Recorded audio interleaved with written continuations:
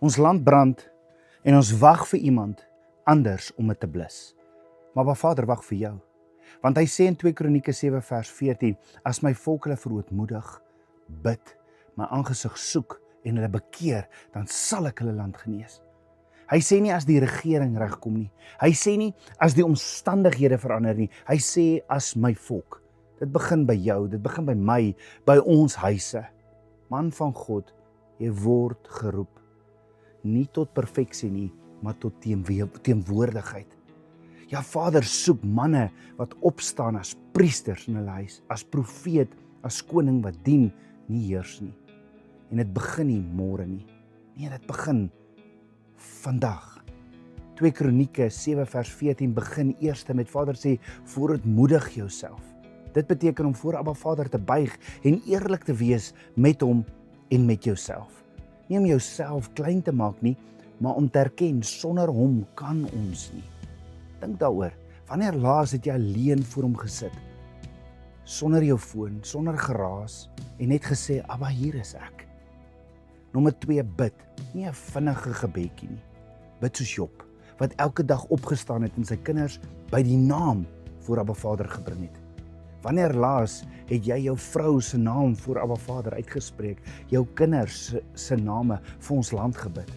Jy sien, 'n man wat bid, is die profeet van sy huis.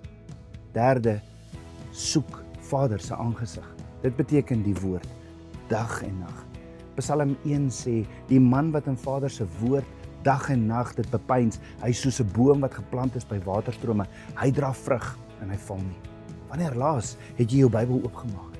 Jy en Abba Vader alleen, want jy kan nie lei waar jy nie loop nie. Jy kan nie loop waar jy nie ken nie. En laastens, bekeer in Hebreëus is die woordjie teshuva. Dit beteken nie net jammer sê nie. Dit beteken totaal en al omdraai.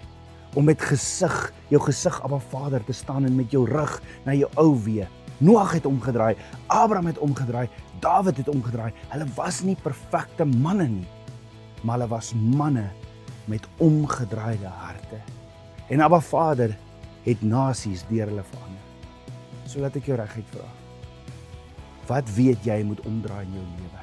Jy weet wat dit is. Diep in jou bors, jy weet. Joshua het eendag voor duisende manne opgestaan en gesê, maar wat my en my huis betref, ons sal die Here dien. Dit is die keuse wat Suid-Afrika gaan verander. Nie in die parlement nie. Een man, een huis op 'n slag. Kom ons begin vandag. Nie môre nie. Nie maandag nie. Kom ons begin vandag. Stuur hierdie boodskap vir 10 van jou boetas wat hierdie woord dalk nodig het. Jy weet wie hulle is. Een man verander 'n huis. 10 manne verander 'n straat. 100 manne verander 'n land. En dit begin met jou nou.